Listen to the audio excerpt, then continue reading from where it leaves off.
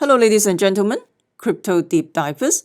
Welcome back to Weekly Crypto. Today, I'm going to talk about the Bitcoin CME options, as well as do you think the custodians has undue influence on the crypto market price? In case you're new to the channel, if you haven't installed the Brave browser, you can check it out. It blocks out all the advertising, and also you can earn basic attention token as well. If you're interested, you can click the link below. So before we get into that, make sure you subscribe to my channel, and so you don't miss out the upcoming airdrop or token swap. Also, you can follow me on Twitter, library.tv, and bittruth.com. For library.tv, you can earn library token just by joining library.tv and watching library.tv. If you are interested, you can click the link below. That will help out my channel as well. And library.tv is basically a decentralized YouTube. I got banned from YouTube during Christmas. Anyway, so let's talk about the CME Bitcoin future options. So they basically, their volumes double 1 week after the launch, which hit about 5.3 million. And their volume skyrocketing in just 7 days since they go live on January 13. So I talk about the CME Bitcoin future or is not good, back. Anything to do with the future is not good to the ecosystem. And the reason why I say that is because all this are settled in US dollar. They just speculate the future price of Bitcoin. They settle everything in US dollar. They are not settled all this in Bitcoin. So this is just speculation, and all this future market just suppress the price of Bitcoin. If you follow me for a while, I talk about this at least a year ago. I talk about back is not good to the community, and all the CME future as a warning, not all Bitcoin ETF are equal. And I've talked about all this, like back is not good. And at the time when people are so bullish about back, even though some big YouTubers talk about back, why they are bullish on Bitcoin, because of the bag is a Bitcoin ETF. It will pump the price. But at the time, I told everybody this is not good because of rehypothecation and commingling. I will put the link below. If you are new to the terms of rehypothecation and commingling, you better know what is going on, because this is how Wall Street play the game, the whole thing. This is how the traditional market, how they play the game, basically.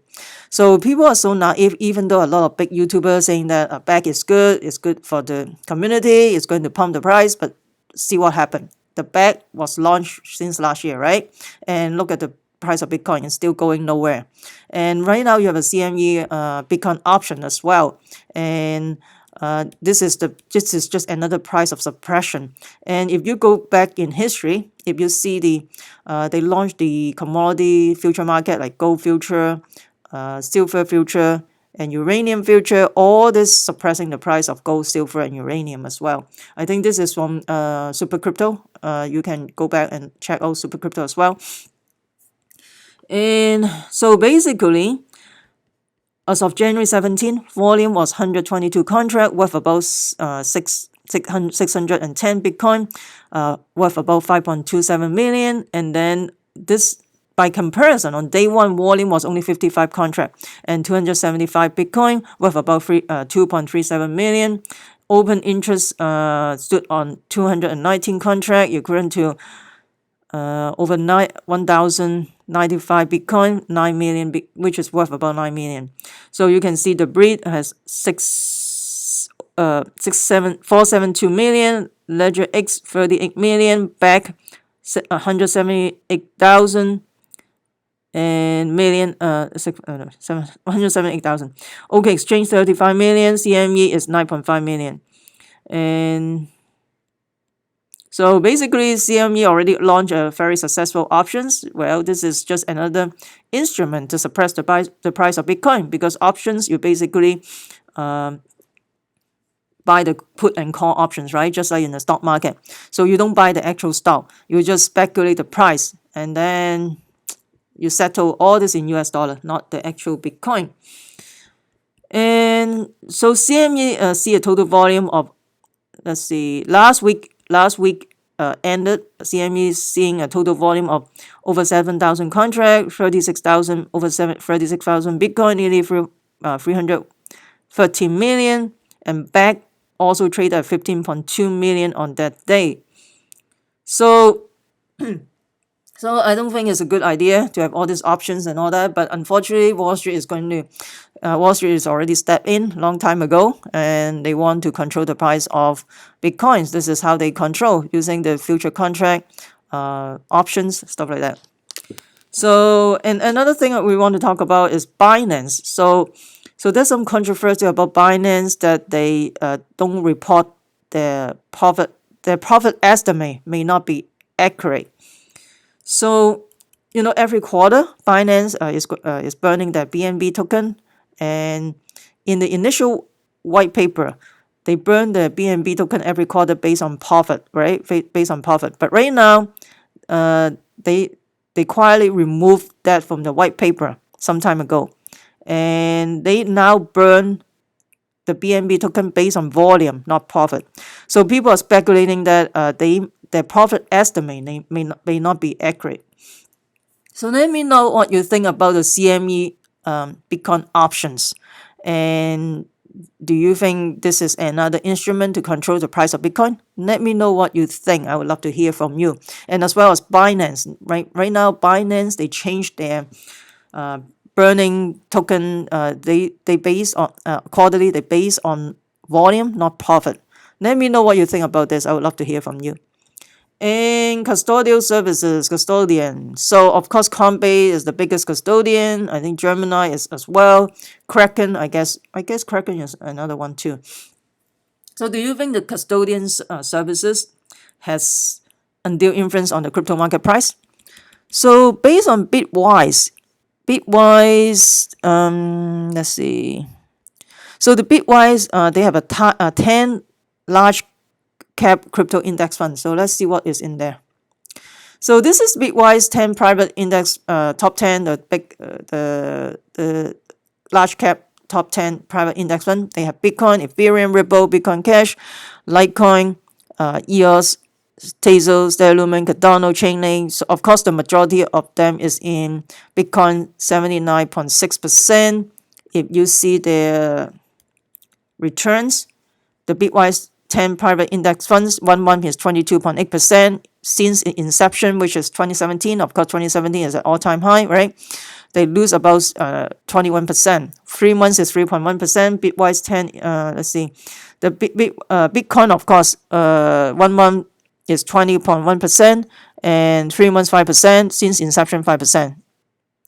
So since January 1st, 2017 is 798%. So I guess the safest place is to hold Bitcoin, right? I guess instead of holding all this altcoin. And the important thing is, so what is included in this fund is important, because to be included in this the top 10 index component, they have to be custodial in the cold storage offline wallet, our potential reach of hacker. But now they changed this. Instead of holding by cold storage, they said it must be held by a regulated custodian, which is Coinbase or Gemini, right? So that means that if those coins or those crypto is not held by those regulated custodial, like Coinbase or Gemini, those will affect the price of the crypto. So if they are not listed there, they are not going to include in those index fund. So that means they're going to affect the price, right? So that means if Gemini or Kraken or Coinbase, they list a certain coin, that means that coin is going to be pumped. But if they're not listed, they're less likely to be pumped. That's the whole thing. So I don't think this is a good idea, because this gives the exchange has too much influence on the price of crypto.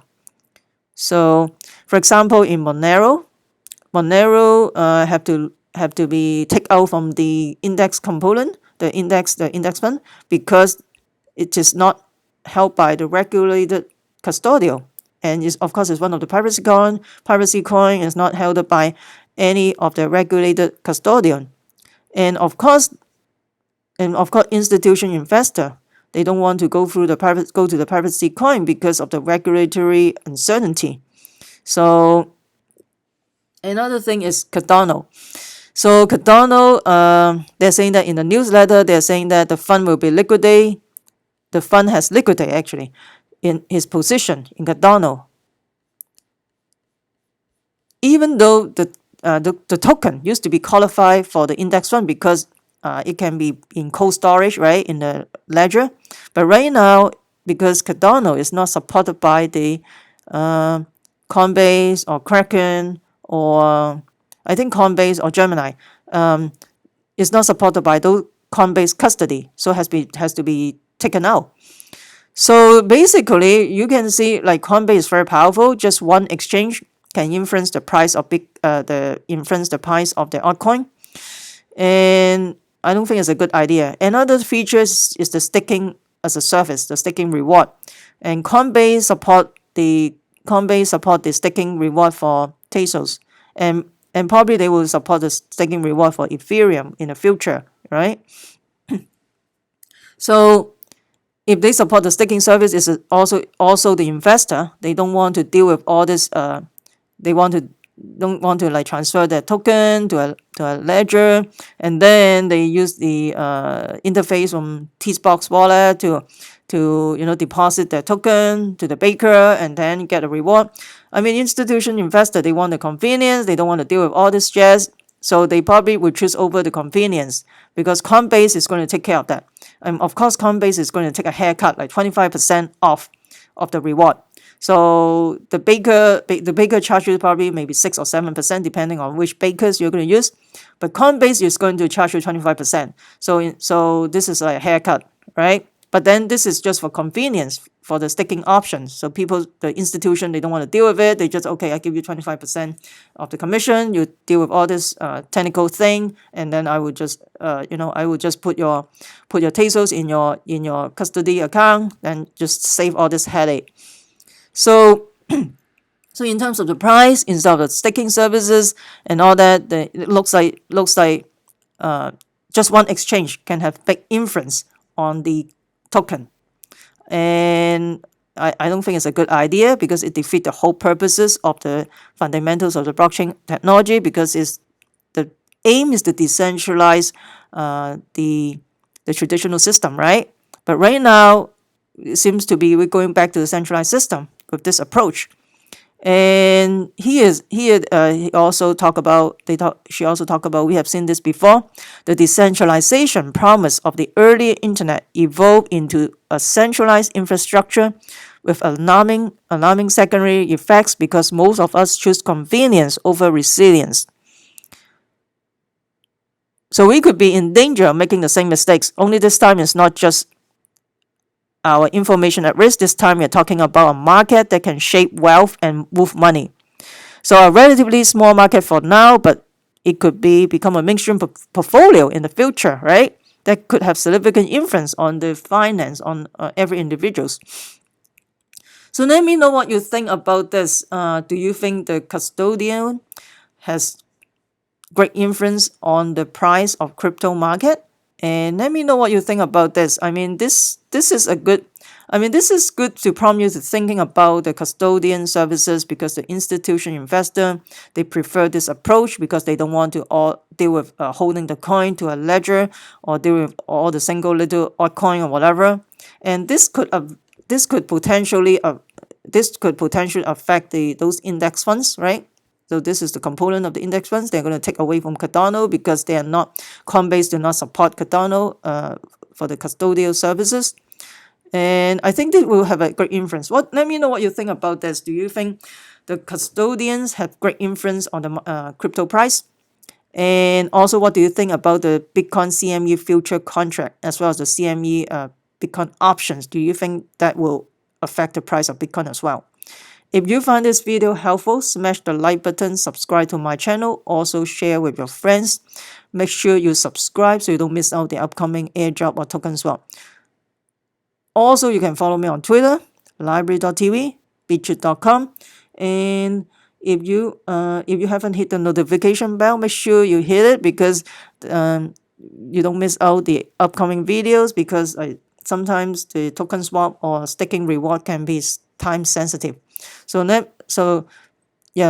so also please comment below as well. That will help my ranking in YouTube, and I will continue to provide quality video for you guys. Remember, crypto deep divers, we the people take control of our money. Stay wise, stay safe, peace. I'm not a financial advisor. Investing in cryptocurrency, commodities, or stock market can have inherent risks. Please use your due diligence.